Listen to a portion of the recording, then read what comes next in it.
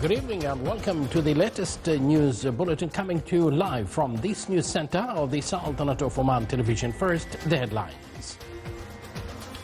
His Majesty the Sultan greets the President of Algeria and Cape Verde on their country's National Day and the President of Venezuela on his country's independence anniversary. Several Palestinians are killed and wounded in Israeli raids on the Gaza Strip as Hamas demands guarantees to accept the implementation of the ceasefire. And the U.S. President and his Russian counterpart discuss opportunities for the settlements and resolution of the conflict with Ukraine in a phone call while Moscow launches a large-scale attack on the capital, Kiev.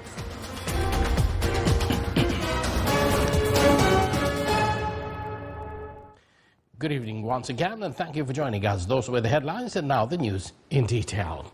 His Majesty Sultan Haytham bin Tariq has sent a cabal of greetings to His Excellency President Abdul Majid Tebboune of the People's Democratic Republic of Algeria on his country's National Day. His Majesty the Sultan also sent a cabal of greetings to His Excellency President José María Neves of the Republic of Cape Verde on his country's National Day. And His Majesty sends a cabal of greetings to His Excellency President Nicolás Maduro of the Bolivarian Republic of Venezuela on his country's independence anniversary. His Excellency Rumen Radev, President of the Republic of Bulgaria, received His Excellency Sayyid Badr bin Hamad Al Busaidi, Foreign Minister, today at the Presidential Palace in Sofia. The meeting is part of His Excellency's official visit to Bulgaria. His Excellency conveyed the greetings of His Majesty Sultan Haytham bin Tariq and his best wishes for progress and prosperity to His Excellency the President and the Bulgarian people. From his part, His Excellency the President expressed his greetings and best wishes for progress and prosperity to His Majesty the Sultan and the Omani people. During the meeting, they reviewed the friendship and cooperation relations between the two countries. His Excellency President Rumen Radev of the Republic of Bulgaria confirmed His Excellency Sayyid Badr bin Hamad Al Busaidi, Foreign Minister, the Presidential Medal of Honor.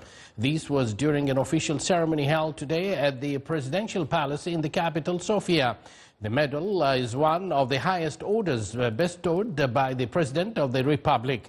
It is awarded in recognition of outstanding contributions to upholding values and strengthening relations, and in recognition of individuals' achievements and positive impact on society.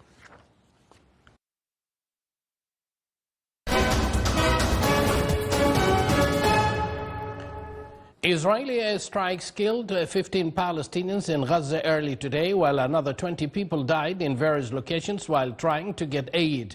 According to Nasser Hospital in Gaza, 3 of those killed died while attempting to get aid from Gaza Humanitarian Foundation, the newly created American organization backed by Israel to feed the Gaza Strip population. Another 17 were killed while waiting for an aid truck to go by in Khan Yunis.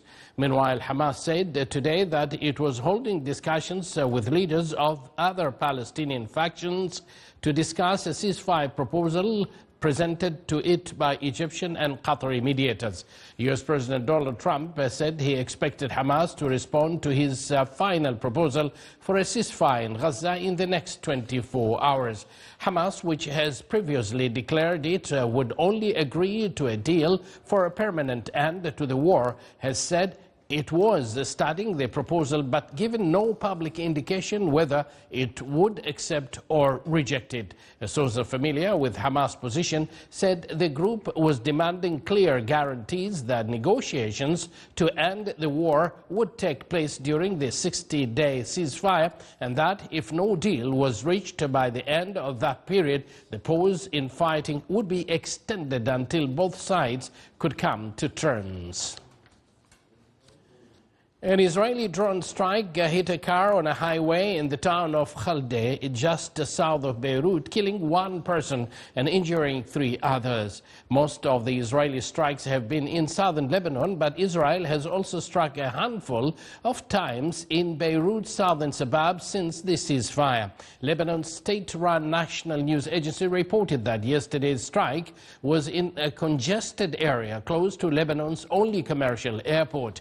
A U.S. brokered ceasefire deal nominally ended the latest war between Israel and the Lebanese group Hezbollah in November, but Israel has continued to launch near-daily airstrikes in Lebanon since then against what it says are officials and facilities of Hezbollah and other groups. Iran has reopened most of Tehran's airports to flights and opened its airspace to international transit flights during the day. Iran's Tasnim news agency confirmed that domestic and international flights will operate at all Iranian airports during the day from 5 a.m. to 6 p.m., with the exception of Isfahan and Tabriz airports. U.S. President Donald Trump called for a swift end to the war in Ukraine during a phone call with his Russian counterpart Vladimir Putin. Russian presidential assistant Yuri Ashakov confirmed that the Russian president and his American counterpart discussed during a phone call the opportunities for settlement and resolutions of the conflict with the Ukraine. He noted that President Putin expressed his country's readiness to continue the negotiations process with Kiev and the importance of continuing bilateral and direct negotiations between Ukraine and Russia. He added that the two sides also discussed developments in the Middle East and the situation in Syria. Russia launched an attack with more than 550 drones and missiles on Ukraine overnight, the largest attack since the war began. The Ukrainian Ministry of Defense said that waves of drone and missiles attacks targeted Kiev throughout the night, wounding 23 people, damaging 5 of Kiev's 10 districts and damaging railway infrastructure. The U.S. Congress has finally approved the tax and spending cuts bill presented by U.S. President Donald Trump. The approval came after the House of Representatives voted on the bill by a narrow margin, with 218 members in favor and 214 against, reflecting the sharp divisions within the chamber. Following the vote, the bill was referred to President Trump for signature and entry into force. The House of Representatives' approval of this bill follows its ratification by the Senate and the introduction of amendments during intense deliberations between the two party blocs.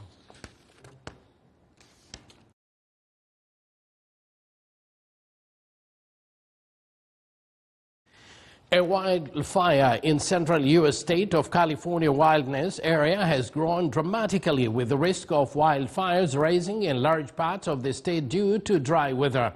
California authorities said the fire swept through grasslands after breaking out last Wednesday, spreading to more than 140 square kilometers, and was only 5% contained. Authorities said that they had issued evacuation orders and warnings to residents as the fire moved towards residential areas, adding that winds could reach 64 kilometers in the coming hours, posing challenges for firefighters in combating the blaze. Indonesian authorities intensified the search for 30 people missing after a ferry sank near the tourist islands of Bali for the second day today. A spokesman for the search and rescue team said the search and rescue operation was halted yesterday due to visibility problems and resumed today with the participation of more than 160 rescuers, including police and soldiers, in addition to the deployment of 3 helicopters and a thermal drone to conduct an aerial search over the waters of the Bali Strait. Indonesia confirmed the deaths of 6 people and the rescue of about 29 others yesterday evening.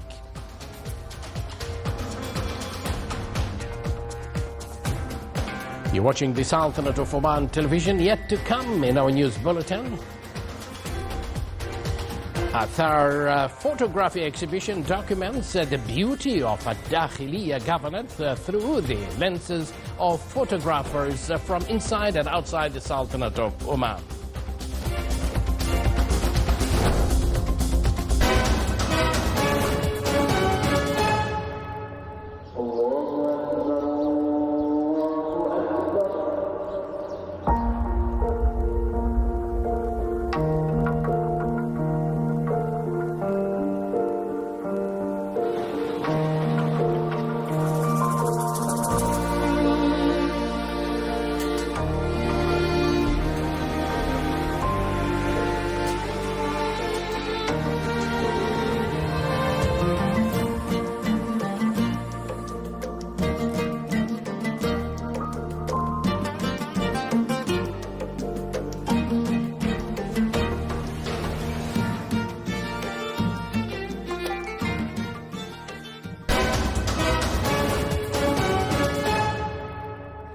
Once again, welcome to the news from the Sultanate of Oman Television. Coinciding with the International Day against drug abuse and narcotics, which falls in June of each year, an extensive health awareness seminar was held in North Sharqiya Governorate. The event was organized in cooperation with the Office of the Wali in Governorate, the Health Committee, as well as the Royal Oman Police. The seminar addressed the dangers of drugs, as well as instilling values and morals in younger generations to prevent this scourge. It included a number of work papers that shed light on the impact of drugs on the youth in particular and the community in general. In an effort to promote values and national identity among youth, the summer camp activities continued in the Far Governorate. The number of participants this year reached more than 4,700. The programs include sessions for memorizing the Holy Quran and its teachings, along with training sessions in artistic and cognitive fields. It's worth noting that such programs play a great role in enhancing the students' skills and capabilities in various fields. Commemorating the beauty of Oman and the details of life, cultural heritage and history in Dakhiliya Governorate, the Athar photography exhibition was held in the Wilaya of Nizwa. The exhibition, organized by the Department of Heritage and Tourism in Dakhiliya Governorate, featured the participation of photographers from within and outside the Sultanate of Oman. The exhibition included 45 photographs that showcased various aspects of life, culture, landmarks, history and heritage of Dakhiliya Governorate.